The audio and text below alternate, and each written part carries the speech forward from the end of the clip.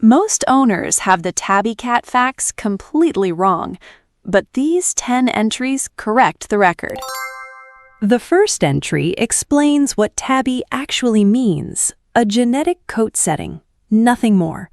It runs across almost every domestic cat breed on Earth. Maine Coons, Bengals, British Shorthairs, the majority of shelter cats right now are carrying it. You've been using a pattern label as a species name. The file has been updated. The second fact corrects a 4-way filing error most owners have never noticed. The tabby pattern runs in 4 configurations: mackerel, classic, spotted, and ticked. The mackerel gives you the stripes. The ticked version looks nearly solid. The coat shifts color faintly in the light, the pattern too subtle to catch. All 4 have been operating in plain sight on cats you thought you fully understood. Fact 3 is stamped directly onto every tabby's forehead. That M has been there since the first domestic cat agreed to come inside.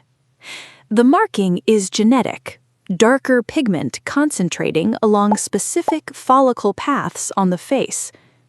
3 civilizations developed separate explanations for the same feature. Christian, Islamic, and Egyptian mythology each filed a different report. The cat has never confirmed or denied any of them. Entry 4 goes further back than most owners expect.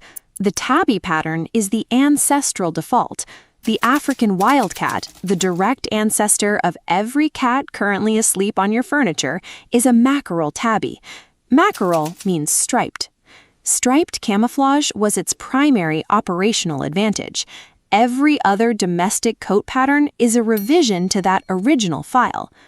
The tabby was there first and has never required updating. The 5th clause is the one orange cat owners weren't expecting. The gene that suppresses tabby markings to produce a solid coat does not function on red pigment. A truly solid orange cat has never existed. The stripes or the M will always surface, whether the owner has noticed or not. Being ginger means tabby markings are a mandatory part of the package. Fact 6 runs the whole pattern from a single gene called agouti. Agouti has 2 settings.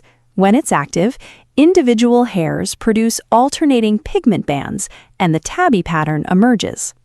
Switch it off, and the markings disappear entirely. The entire difference between a tabby coat and a solid one comes down to a single inherited setting. Entry 7 is the correction most owners will push back on. Tabby carries no personality specification. Most owners have been assigning behavioral traits to tabbies as if the fur came with a character brief. The coat arrived with no such document. Temperament is determined by breed, early experience, and the individual operational agenda the cat arrived with. Whatever chaos your tabby is currently running, they sourced it themselves. Entry 8 is where the tabby's paperwork gets unusual. The word traces back to a tabby, a district in medieval Baghdad known for its striped silk.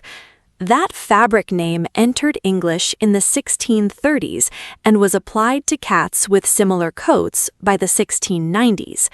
Your cat has been carrying a medieval textile district's name for approximately 330 years. They have not updated their paperwork. Fact 9 reframes what the tabby pattern actually is, a functional tool with a specific operational brief. Striped and spotted configurations developed to provide active camouflage in grass, dappled light, and undergrowth. These markings allowed early cats to close distances on prey without detection. Domestic cats retained them long after the hunting became optional. Your tabby's coat is still running camouflage protocols for a hunt that takes place entirely in the living room. The 10th entry closes the file with a number most owners have been walking past for years. The tabby is the most common coat in the domestic cat population, holding that position for approximately 10,000 years. The pattern activated when the first cats negotiated indoor access with early humans. Shelter surveys consistently show tabby-patterned cats as the most numerous and the most overlooked on adoption days. The most common cat in any shelter is also the most underestimated candidate in the building. Whatever pattern your cat is running, this is where it started. Leave a comment. Does your cat know they're named after a Baghdad silk district? They probably do. Tabbies decoded. Record corrected. I'll see you at the next Whisker Signals.